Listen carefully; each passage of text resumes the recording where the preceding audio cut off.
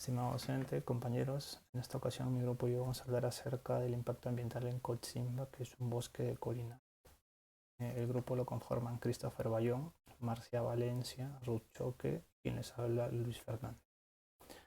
Bueno, como parte de la introducción, Cochabamba es un bosque de colina alta, el cual se caracteriza por su rica biodiversidad y su papel crucial en la regulación ambiental, incluyendo la captura de carbono, la conservación de suelos, el mantenimiento de ciclos hídricos.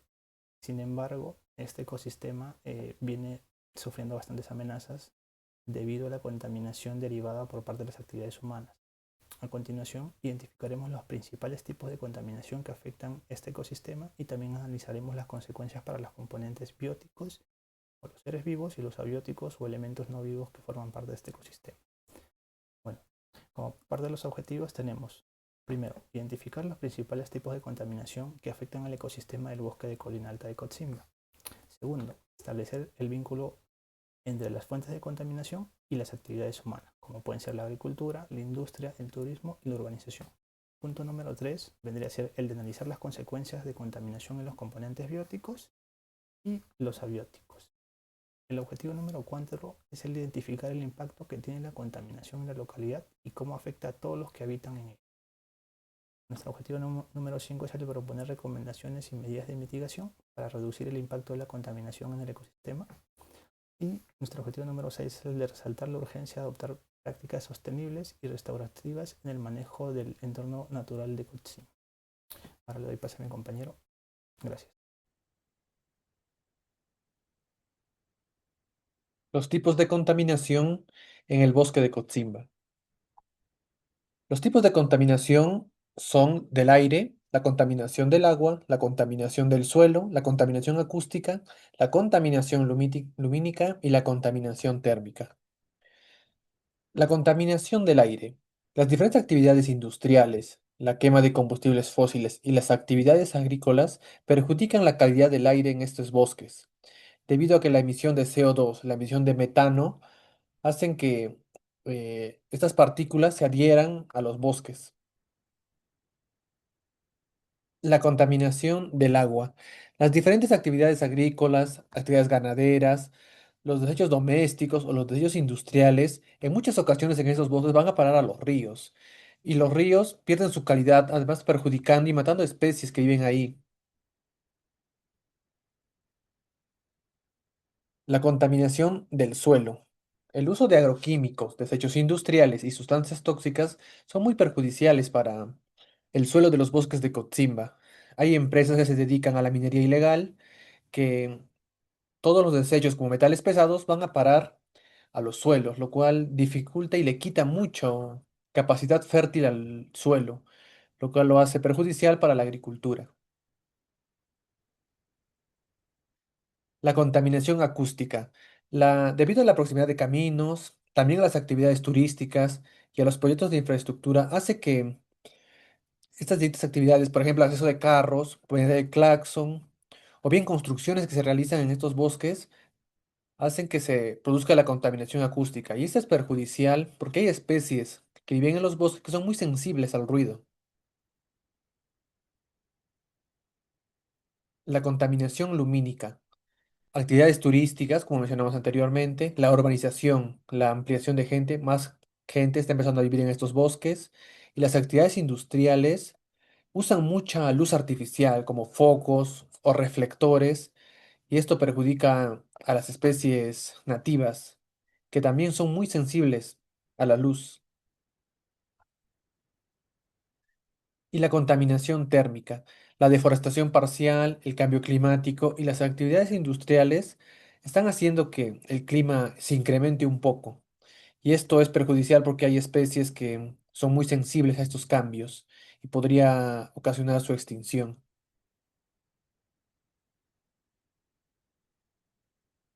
Continuando con la exposición, tenemos la justificación del vínculo con actividades humanas.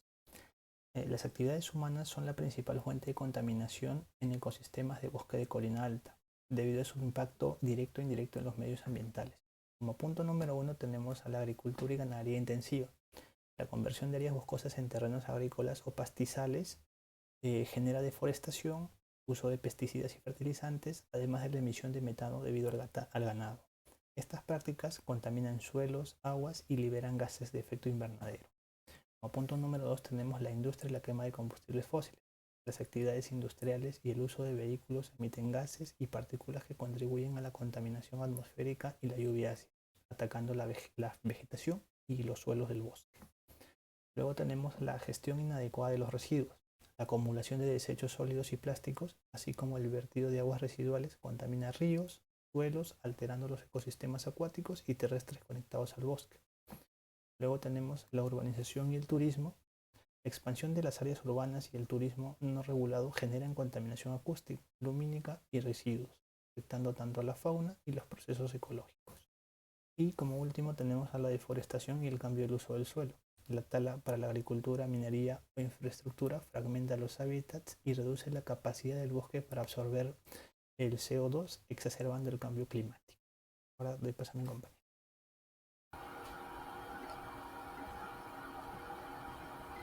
Consecuencias en los seres vivos.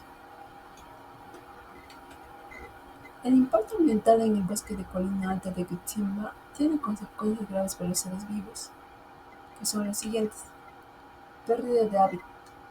La deforestación y la degradación del bosque reduce el espacio disponible para las especies animales y vegetales, lo que puede llevar a la extinción local o a la migración a otros hábitats. Disminución de la biodiversidad. La pérdida de especies, vegetación y animales afecta la estructura y la función de los ecosistemas, ya que cada especie tiene un papel importante en la red trófica y el equilibrio del ecosistema. Alteración de la cadena alimenticia. La desaparición de ciertas especies o la reducción de su población puede desestabilizar la cadena alimenticia, afectando a otros animales que dependen de ellos. Aumento de la competencia.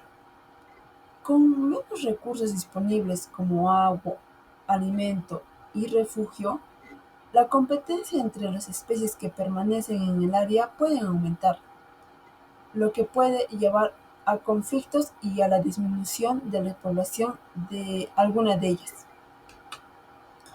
Afectación de las comunidades nativas.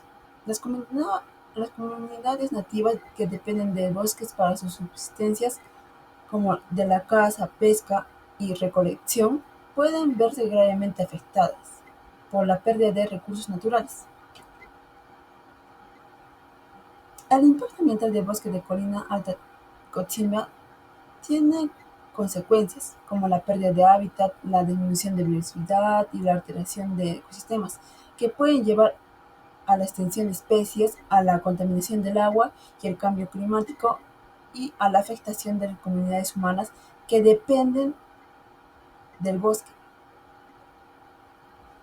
Continuando con la exposición, mi nombre es Marcia Helena Valencia Garnica y voy a explicar el punto de consecuencias en elementos no vivos en el bosque de Colina Alta de Cochabamba.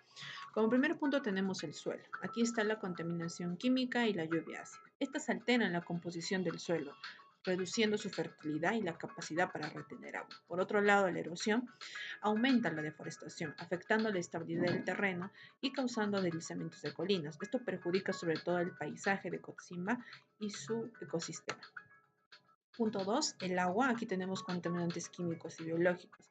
Estos alteran los cuerpos del agua que hacen que se vuelvan inutilizables para el consumo humano o riego, debido a la presencia de contaminantes químicos y biológicos como virus y bacterias.